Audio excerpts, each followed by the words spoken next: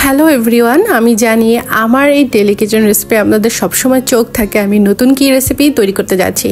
আজকে আমি এত স্পেশাল একটা গরু মাংস ভুনা তৈরি করে দেখাবো। এই গরু মাংস ভুনাটার নাম হচ্ছে সাদা করে গরু মাংস ভুনা কিংবা মালাই গরুর মাংস ভুনা। এই যেই যাই নামে ডাকুক না কেন, এই গরু মাংসটা এত স্পেশাল যে আপনি স্পেশাল দিনও ট্রাই করতে পারেন। সামনে যেহেতু ঈদের মধ্যেও কিন্তু আপনি এই গরু মাংসটা রাখতে পারেন। পোলাও কিংবা খিচুড়ির সাথে খেতে খুবই ভালো লাগে।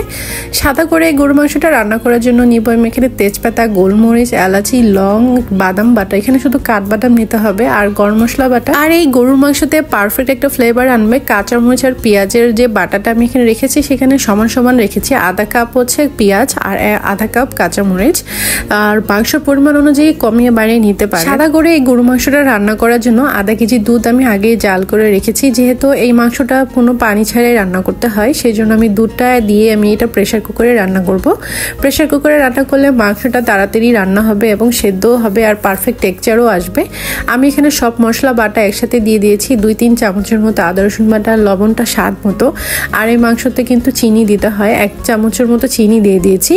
আর এখন পরিমাণ মতো তেল দিয়ে হাতে মেখে দিব। সাদা করে এই গরু মাংসটা রান্না করার জন্য এখানে কিন্তু বেশি সময় লাগে না রান্না করার জন্য, সেই জন্য কিন্তু আমি এখানে প্রেশার কুকারটাই ইউজ করেছি। প্রেশার কুকার দিয়েই আপনারাও বাসায় রান্নাটা করবেন, কারণ প্রেশার কুকার দিয়ে রান্না করলে মাংসর যে পারফেক্ট ফ্লেভার, মাংসটা তাড়াতাড়ি সেদ্ধ হয়। অনেক সময় গরু মাংস সেদ্ধ হতে চায় না, কিন্তু প্রেশার কুকারে দিলে কিন্তু ভালোভাবে সেদ্ধ হবে এবং খুবই মজাদার হবে। চাইলে এখানে পাউডার দুধও ইউজ করা যায় লিকুইড করে, তবে পাউডার দুধের সেই ফ্লেভারটা ভালো লাগবে না খেতে, মনে হবে কি একটা সাদা কোরমা খাচ্ছি। কিন্তু গরু মাংসতে কিন্তু গরুর দুধটাই দিলে ভালো আসবে খেতে, আর গরুর দুধটাই কিন্তু তাড়াতাড়ি মাংসটা সেদ্ধও হবে আর খেতে অনেক ভালো লাগবে। আমি এখন লক করে দিব। মিনিমাম 30 থেকে 40 মিনিটের মধ্যে 10 বার সিটি দেবে, আর 10 বার সিটি দেওয়ার পরে একবারে নামিয়ে নিব।